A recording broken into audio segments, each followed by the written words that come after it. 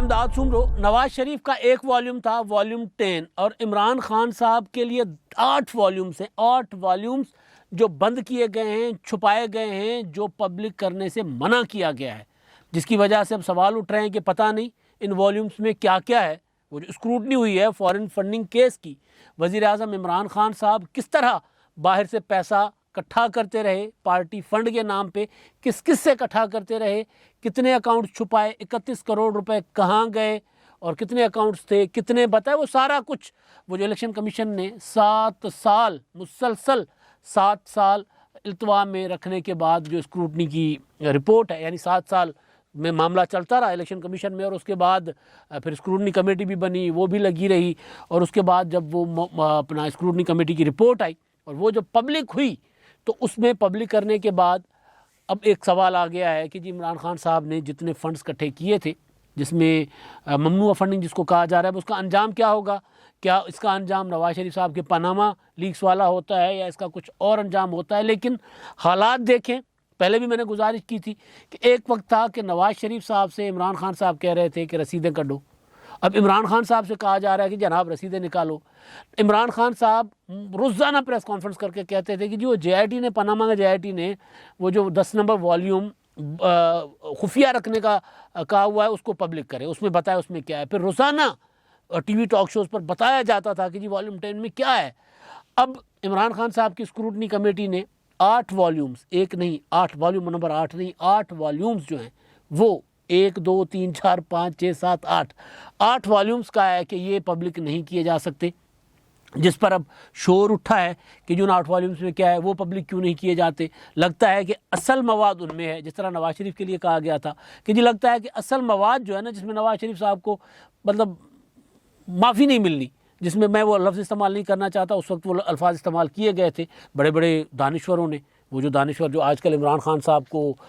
की सपोर्ट करने पर कानों को हाथ लगा रहे हैं, तौबा कर रहे हैं, कौम से माफ़िया मांग रहे हैं, ऐसे ऐसे दानिश्वरों ने कहा था कि जी वो 10 नंबर वॉल्यूम खुल जाएगा तो फिर नवाज शरीफ क्या उनकी 7 नस्लें सज़ाएँ भुगतेंगी। तो 10 नंबर वॉल्यूम भी नहीं खुला, लेकिन अब 8 नंबर वॉल्यूम के लिए भी उसी तरह, 8 वॉल्यूम्स के लिए, 8 नंबर नहीं 8 वॉल्यूम्स के लिए भी उसी तरह की बातें हैं कि ना जाने इनमें क्या है। शहबाज शरीफ साहब ने, वक्त बदलते देर नहीं ना लगती, रिवर्स होता है, सारा कुछ रिवर्स हो गया हुआ है। और यहाँ पर ये जो मैंने पॉलिटिक्स पिछले कोई अपने शऊर में 88 के बाद जो देखी है, जिसने जो किया है ना उसको सूद समेत वापस मिला है। नवाज शरीफ साहब के साथ देख लें, जो कुछ उन्होंने किया आज उसका हिसाब किताब कुछ ज़्यादा ही दे रहे हैं मियाँ नवाज शरीफ साहब। वो जो मुस्लिम लीग नून कहती है हमने 3 नस्लों का हिसाब किताब दे दिया है। और जाहिर है वो जो पनामा के बाद उनके साथ वो जो मामला चला था, जी वालिद साहब ने स्टील मिल लगाई थी सऊदी अरब में, उसका पैसा कहाँ से आया था, फिर कतरी ख़त आ गया, फिर नवाज शरीफ साहब के साहबजादों तक मामला चला गया। तो मतलब पूरा एक 30-40 साल का हिसाब किताब था जो खंगाला गया था। अब उसमें कुछ निकला नहीं निकला, नवाज शरीफ साहब कह रहे हैं कि जी हम सुरखरू निकले हैं, बिल्कुल इसी तरह जिस तरह इमरान खान साहब सुरखरू निकले वो जो बनी गाला के फंड्स वाले मामले पर, कि कैसे पैसे यहाँ पर आए, किस तरह फ्लैट बेचा गया, वो किस तरह जमायमा ने कहा गया कि जमायमा ने पैसे उधार दिए, फिर उनको फ्लैट बेच के, वो तजादात से भरपूर। एक ही TV चैनल इमरान खान साहब अकेले उन्होंने एक इंटरव्यू दिया था ऑफ द रिकॉर्ड प्रोग्राम में उनको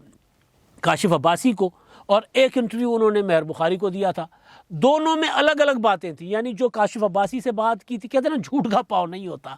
बल्कि वो खैर झूठ का पाँव कहते हैं ना नहीं होता। तो इमरान खान साहब के वो दोनों इंटरव्यूज़ के क्लिप्स आज भी मौजूद हैं। जो बात काशिफ अब्बासी से कह रहे थे, मेहर बुखारी के प्रोग्राम में उससे उलट बात कर रहे थे। तो वो, लेकिन वो सादिक और अमीन हो गए थे इमरान खान साहब। तो कहा, उन्होंने कहा कि जी मैंने तो अपना 25 साल पुराने अकाउंट्स की रसीदें सारी जमा करवा दी। लेकिन अब ये जो फॉरेन फंडिंग केस है, इसमें अब जो 8 वॉल्यूम जो कहा जा रहा है कि जी वो 8 वॉल्यूम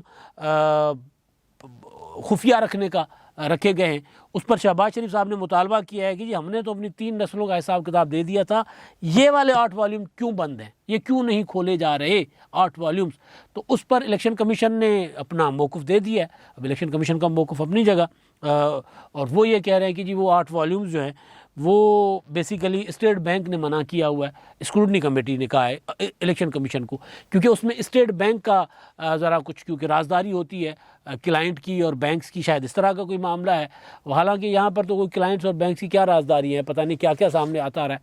तो वो स्टेट बैंक के लिए कहा गया कि स्टेट बैंक ने अपना स्क्रूटनी कमेटी ने कहा कि स्टेट बैंक का रिकॉर्ड है उसमें, तो वो 8 वॉल्यूम्स हमने पब्लिक नहीं करने। मुमकिन है ऐसा हो, मतलब जब सारी चीज़ें आ गई,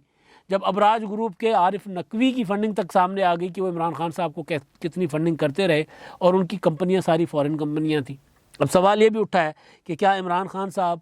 को जो फॉरेन कंपनी ने फ़ंड किया है, तो क्या वो फॉरेन कंपनी की फ़ंडिंग जो है, वैसे भी किसी भी कंपनी की पॉलिटिकल पार्टी के लिए फ़ंडिंग,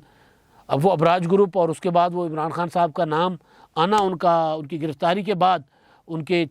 करीबी लोगों में और सदर ममलिकत आरिफ अलवी साहब का नाम आना करीबी लोगों में, तो वो भी बजाते खुद अचंभे की बात थी कि एक बंदा फ्रॉड के केस में गिरफ़्तार होता है बरतानिया में और उससे पूछा जाता है कि जी आप बताएं आपकी इतला किसको दी जाए, तो वो कहते सदर साहब और वज़ीर आज़म साहब को दी जाए। सदर साहब तो खैर उनका तो कमाल ही है, वो तो आप पिछले दिनों आपने देखा था ना कि गवर्नर हाउस में कराची में वो अपने बेटे की जो, या उनकी अपनी ज़ाती कंपनी है, ख़ुद भी डेंटिस्ट हैं, तो अलवी डेंटिस्ट के मुआहदे हो रहे थे किसी बैरूनी कंपनी के साथ, और मुआहदे के लिए वहाँ सदर इस्तेमाल हो रहा है, गवर्नर हाउस इस्तेमाल हो रहा है। कॉन्फ्लिक्ट ऑफ इंटरेस्ट पर पूरी सियासत है, पूरी सियासत कॉन्फ्लिक्ट ऑफ इंटरेस्ट पर बंधी हुई है कि जी कॉन्फ्लिक्ट ऑफ इंटरेस्ट जो होता है वो रियासतों को कमज़ोर कर देता है। जो हुक्मरान हो उसका कोई बिज़नेस नहीं होना चाहिए, उसके यार बेलियों का कोई बिज़नेस नहीं होना चाहिए। यहाँ ये है कि जिसको हाथ डालो पता चलता है कि इसने इमरान खान साहब को पैसे दिए हुए थे, माल दिया हुआ था, फंड्स दिए हुए थे, और वो फिर कोई वज़ीर बन गया, कोई मुशीर बन गया।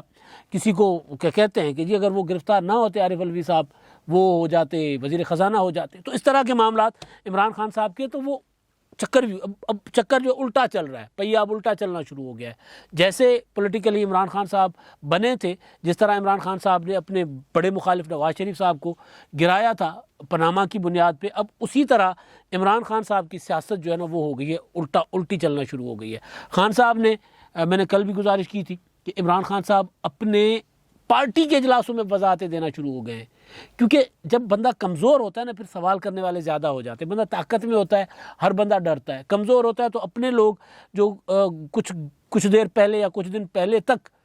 कहते थे जनाब इमरान खान साहब से बड़ा कोई लीडर नहीं है या नवाज शरीफ साहब से बड़ा कोई लीडर नहीं है। जब नवाज शरीफ कमज़ोर हुए थे मुशर्रफ के ज़माने में, तो यही चौधरी बिरादरान थे, नवाज शरीफ साहब को यूँ उन्होंने कहा कि जी नवाज शरीफ की सियासत गंदी सियासत, नवाज शरीफ शख्सी सियासत करते हैं। हालांकि नवाज शरीफ साहब के गुण गाते थे। शेख रशीद नवाज शरीफ साहब के मुंह चूमते थे, ये गाल भी चूमते, ये गाल भी चूमते, और नवाज शरीफ से बड़ा तो उनके सामने कोई लीडर नहीं होता था। जैसे ही मुशर्रफ वाला मामला हुआ,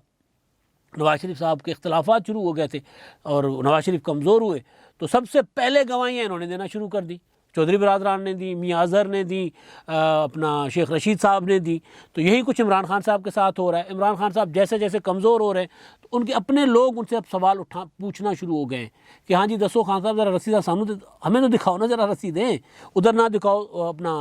अपोजिशन को ना दिखाओ, हमें तो दिखाओ कि पार्टी फंडिंग्स आई कहाँ से है। इसलिए इमरान खान साहब ने तर्जुमानों के इजलास में कहा था कि जी जाके पब्लिक में कह दो कि हमने इलेक्शन कमीशन में रसीदें दे दी हैं। अगर इलेक्शन कमीशन में रसीदें दे दी होती तो 7 साल तो ना गुजरते, 7 साल तो इल्तवा ना लेते। तो असल बुनियादी चीज़ ये है कि जो नवाज शरीफ साहब कहते थे हुजूर ये हैं वो ज़राए, ये हैं वो वसाइल जिनसे हमने ख़रीदा था सारा कुछ, फिर वो वसाइल नहीं माने गए थे, वो ज़राए नहीं माने गए थे, और फिर वो साबित नहीं हो सका था कि नवाज शरीफ साहब के जो लंदन में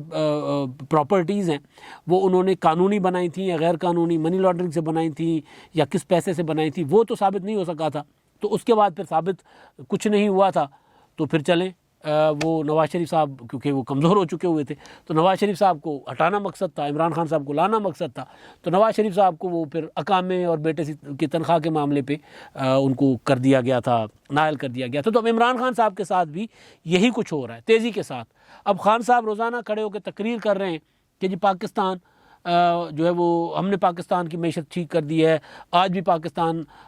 वो अपना पेट्रोल पाकिस्तान में दुनिया से सस्ता है, और पाकिस्तान में बड़े बड़े जो है वो अपने 4 बड़े क्रॉप जो है वो बम्पर क्रॉप हुए हैं। मैं देख रहा था रऊफ़ कलासरा साहब, वो ज़ाहिर हिसाब किताब वाले आदमी हैं, हम तो इतने हिसाब किताब जैसे नहीं है, लेकिन कलासरा साहब क्योंकि इस्लामाबाद में बैठ के रिपोर्टिंग करते हैं और उनकी रिपोर्ट रिसर्च बेस्ड होती है, तो वो जो और उनके पास रिकॉर्ड भी होता है, दस्तावेज़ात होते हैं। मैंने इमरान खान साहब के ट्वीट अपना तकरीर के बाद, कल की तकरीर के बाद, रऊफ़ कलासरा साहब का बड़ा वो सवाल तो हर आम आदमी करता है, लेकिन क्योंकि कलासरा साहब ने फिगर दिया है तो वो मैं चाह रहा था कि वो भी शेयर करूं कि इमरान खान साहब अब किस तरह बेपर की उड़ा रहे हैं। आखिरी वक्त है ना, चलाओ का वक्त है, चाहे हुकूमत अपनी मुद्दत पूरी करे या पहले वक्त से पहले घर जाए, लेकिन वक्त तो आखिरी है ना, कुछ ज़्यादा टाइम नहीं बचा और उसके बाद अवाम में जाना है। तो अवाम में जाने के लिए इमरान खान साहब हाथ में क्या लेकर जाएंगे? रसीदें जो कि हैं नहीं, कारकर्दगी जो कि है नहीं।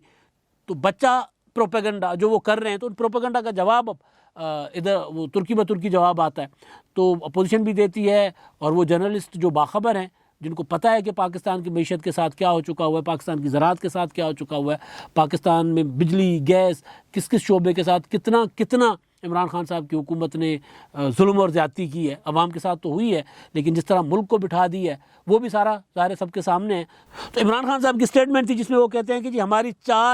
हमारी चार रिकॉर्ड बम्पर फसलें हुई हैं, वज़ीर आज़म इमरान खान। उसका जवाब नीचे देते हैं रऊफ़ कलासरा साहब, कहते हैं कमाल है, वैसे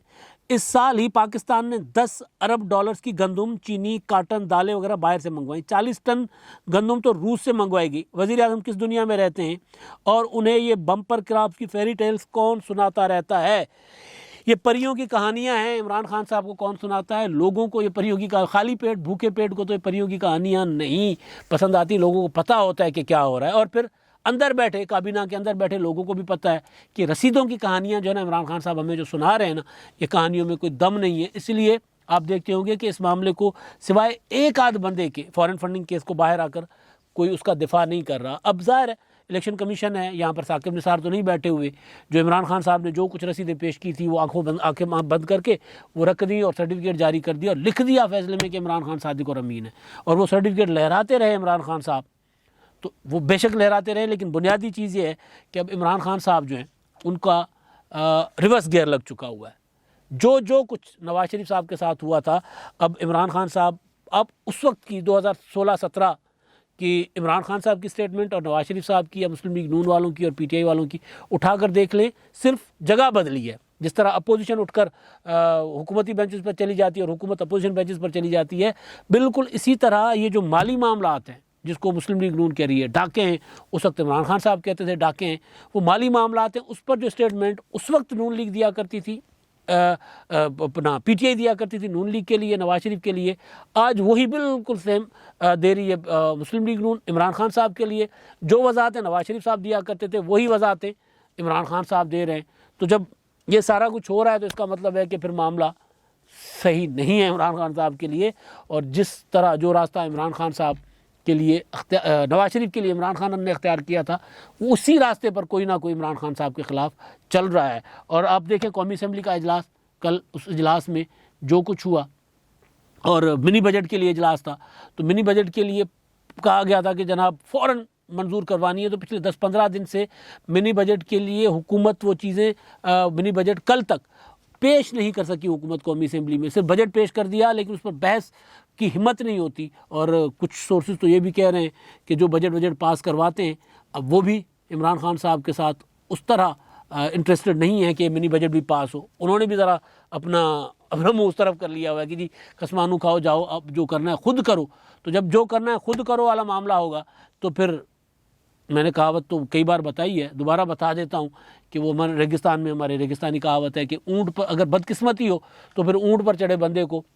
सांप काट लेता है। तो इमरान खान साहब की बदकिस्मती आई हुई है, तो फिर ज़ाहिर है इलेक्शन कमीशन में मामला भी गया हुआ है, मिनी बजट के मामला भी गड़बड़ हो रहे हैं, और जो सहूलतकार थे या जो